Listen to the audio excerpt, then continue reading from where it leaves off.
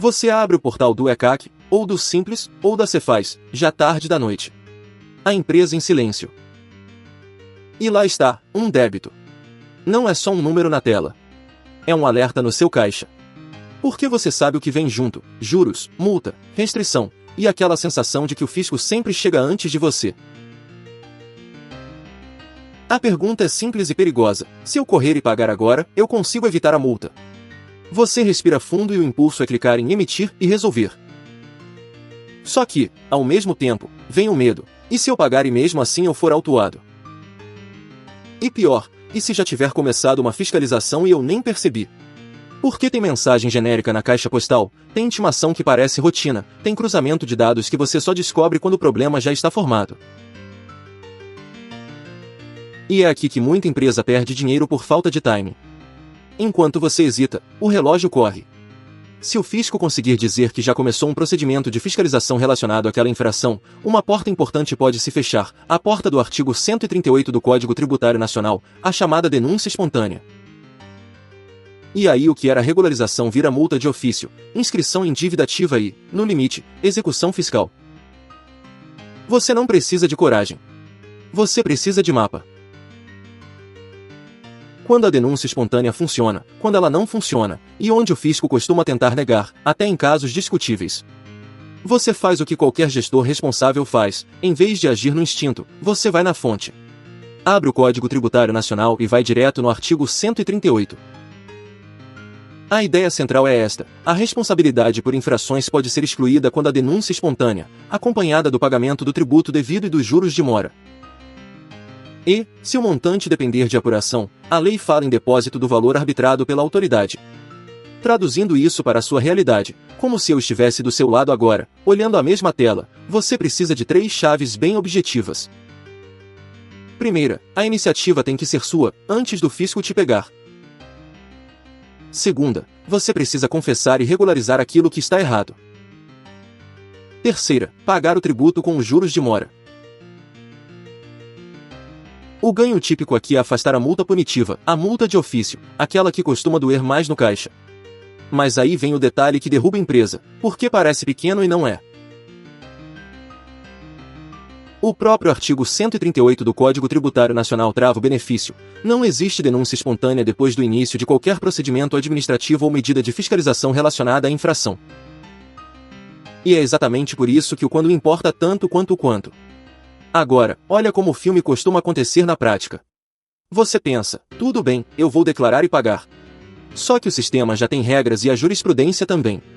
O Superior Tribunal de Justiça consolidou que a entrega de declaração que confessa o débito constitui o crédito tributário. Isso está na súmula 436 do Superior Tribunal de Justiça. Ou seja, em muitos tributos, a própria declaração já formaliza aquele crédito. E tem mais: a súmula 360 do Superior Tribunal de Justiça costuma ser o grande balde de água fria. A denúncia espontânea não se aplica a tributos sujeitos a lançamento por homologação que foram regularmente declarados e pagos fora do prazo. É por isso que tanta gente paga achando que resolveu e depois descobre que a multa ficou. E aqui eu te faço uma pergunta bem direta, para você não se enganar: o seu débito é daqueles que você já declarou certinho e só pagou atrasado? Ou é um débito que estava omitido, não declarado, e você vai confessar e quitar antes de qualquer ato fiscal? Essa diferença muda o jogo. Você volta para a tela do portal e, em vez de clicar no impulso, você decide agir com método. Você abre um checklist mental, rápido, mas cirúrgico. Houve intimação? Houve abertura de fiscalização? Esse tributo foi declarado? Ele é tributo sujeito a lançamento por homologação? Eu vou pagar integralmente com juros? Isso é tributo principal ou é multa por obrigação acessória? Por que uma resposta errada aqui vira multa que você poderia ter evitado, ou uma discussão que você deveria ter preparado? Vamos ao cenário que, em geral, forma a melhor posição para sustentar a denúncia espontânea. Você identifica um débito de tributo principal, ainda não alcançado por procedimento fiscal relacionado àquela infração, e você paga o tributo com os juros, antes de qualquer ação fiscal específica. Nessa fotografia, você tem um argumento mais forte no artigo 138 do Código Tributário Nacional. O ponto é: você se antecipou. Só que, Do outro lado, o fisco costuma tentar negar em 5 situações muito recorrentes.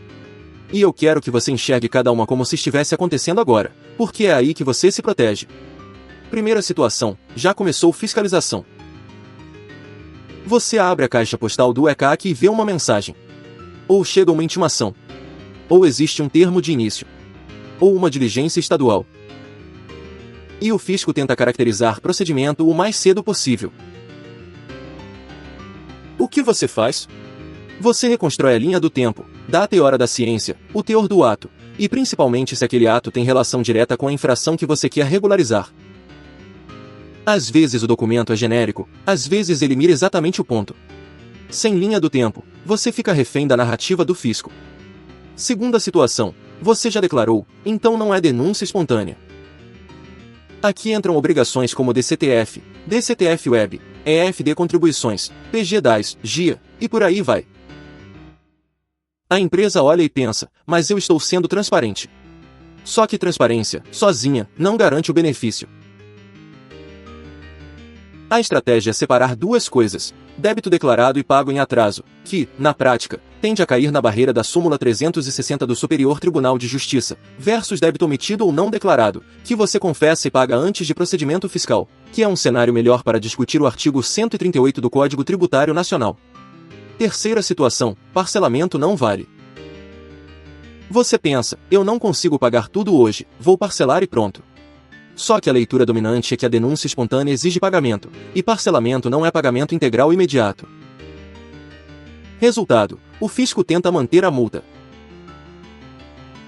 Estratégia, se for possível, avaliar pagamento integral para maximizar a segurança. Se parcelamento for inevitável, o caminho pode ser discutir a multa na via administrativa ou judicial conforme o caso, sem prometer resultado, porque isso depende de fatos e do entendimento aplicável. Quarta situação, não vale para obrigação acessória. Multa por atraso de declaração, SPED, EFD, DCTF, DIP e outras. Você regulariza, entrega, tenta consertar, e a multa isolada aparece do mesmo jeito. O fisco costuma dizer que o artigo 138 do Código Tributário Nacional não afasta esse tipo de penalidade.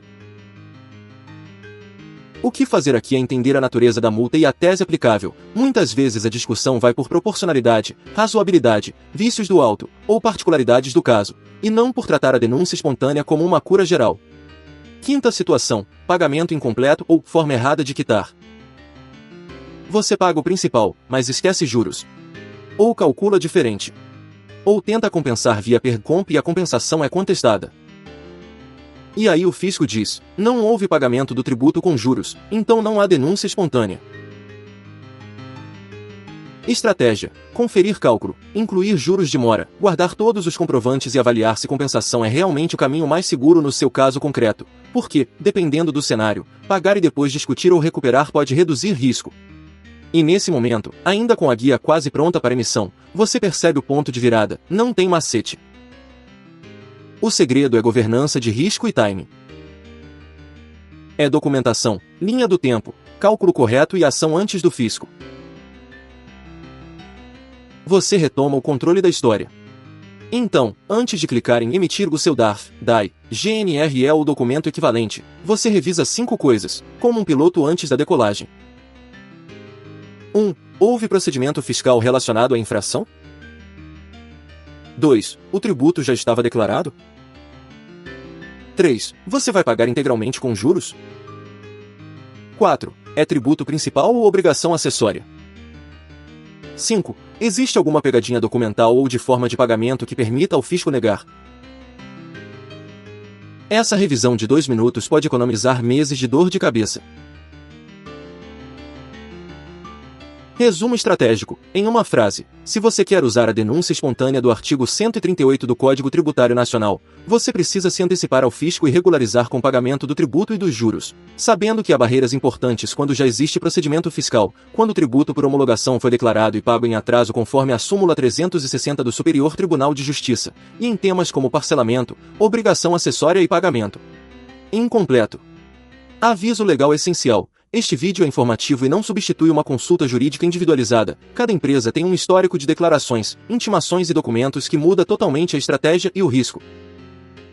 Se você estiver diante de um caso concreto, o ideal é uma análise técnica com advogado tributarista para organizar provas de espontaneidade e evitar regularizar do jeito errado.